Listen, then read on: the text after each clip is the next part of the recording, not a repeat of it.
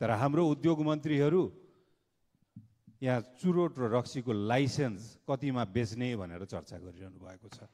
फेरि पनि म सरकारलाई शुभकामना दिन चाहन्छु, चलिराखोस् यो सरकार। अहिले विश्व जगत एउटा अर्थतन्त्रले तरङ्गित भएको छ। सबैतिर सबै देशले अमेरिकासँगको व्यापारको बारेमा वा चाइनासँगको निकासी पैठारीको बारेमा वा पाकिस्तान र इन्डियामा जुन सम्भावित युद्धको चर्चा छ त्यसले गर्न सक्ने प्रभावको बारेमा, मलेसिया र कम्बोडियामा भइराखेको सोलर प्यानलको प्रोडक्सनको बारेमा, बोइङमा निर्माण गरेको अमेरिकन बोइङ जुन चाइनाले फर्काइदियो त्यो कुन देशले किन्ने भन्ने बारेमा यो चर्चा भइराखेको छ। तर हाम्रो उद्योग मन्त्रीहरू यहाँ चुरोट र रक्सीको लाइसेन्स कतिमा बेच्ने भनेर चर्चा गरिरहनु भएको छ।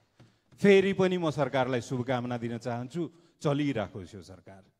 7 बुँदेको चर्चा गर्नुहुन्छ, त्यो 7 बुँदे के थियो, कसले लेखेको थियो र के थियो 7 बुँदे भनेर 7 दललाई अहिले सोधे भने सम्भवतः उहाँहरूलाई आफै पनि याद छैन कि 7 बुँदे के थियो भनेर।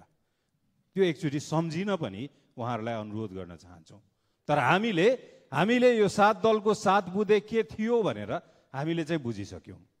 पहिलो बुँदा थियो सहकारीको समस्या समाधान गर्ने नाममा नयाँ आएको दलको नेतालाई थुन्ने। दोस्रो सहमति थियो स्थानीय तहलाई सहजीकरण गर्ने नाममा बालेनहरूलाई अवरुद्ध गर्ने। तेस्रो सहमति थियो आफ्नो मान्छेहरू नियुक्त गर्ने क्रममा काम गरिरहेको कुलमानहरूलाई लखेट्ने। चौथो सहमति थियो यो गठबन्धनले गभर्नरहरू नियुक्ति गर्दै गर्दा उसको दक्षता क्षमताको आधारमा भन्दा पनि कुन कोटामा कुन बिचौलियाको घरबाट आएर कुन नामलाई नियुक्ति गर्ने। सदनलाई सक्रिय बनाउनुको साटो सकेसम्म कम समय सदन सञ्चालन गर्ने।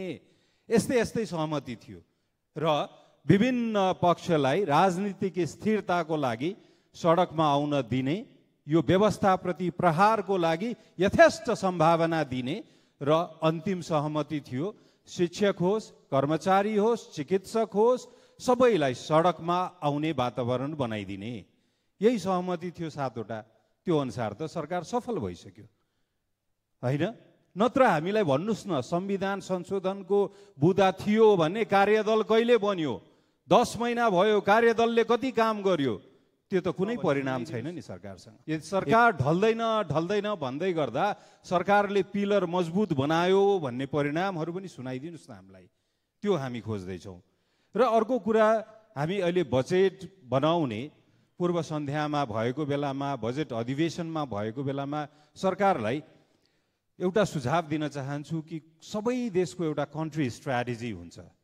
जस्तै भारतले 1968 पछि आफ्नो प्रशासनिक एकरूपतामा काम गर्यो, फिनल्यान्डले आफ्नो इनोभेसनमा काम गर्यो, जर्मनीले प्रोडक्सनमा काम गर्यो, चाइनाले मास इकोनोमीमा काम गर्यो।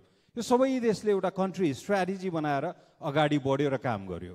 यो बजेट बनाउने क्रममा कार्यकर्ता र बिचौलियालाई खुसी पार्नुको साटो कन्ट्री स्ट्र्याटेजी बनाएर एउटा देशको रणनीति बनाएर अबको 10 वर्षमा यहाँ पुग्नु छ भन्ने लक्ष्य सार्वजनिक गरेर र यो देशमा रहेको विज्ञहरूसँगको आवश्यक कन्सल्टेसन मिटिङ, आवश्यक छलफल गरेर त्यसको आधारमा रणनीति बनाएर अगाडि जान सकिन्छ नि।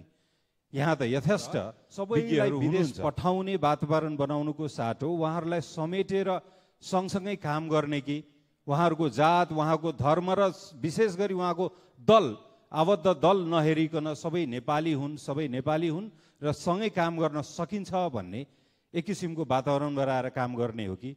अहिले हेर्नुहोस् न, गभर्नरको नियुक्तिमा हामी देखिरहेछौँ नि, त्यही करियरको रूपमा डेभलप भएर आउनुभएको व्यक्ति पनि हुनुहुन्छ। बाह्य रूपमा पनि हामी विदेशमा काम गरेर आउनुभएको व्यक्ति पनि देख्न सक्छौँ। नेपालको विभिन्न मन्त्रालयमा सचिव स्तरसम्म काम गरिसक्नु भएको सम्मानित व्यक्ति पनि समाजमा हुनुहुन्छ। तर उहाँहरू कुनै बिचौलियाको घरबाट आउने, ब्रिफकेसको साथमा आउने नाम कुरेर बसिरहनु भएको छ सम्भवतः। त्यसैले गर्दा त तोकेको समय कटिसके पनि एउटा नियुक्तिमा बौद्धिक दरिद्रता देखिएको छ गठबन्धनको।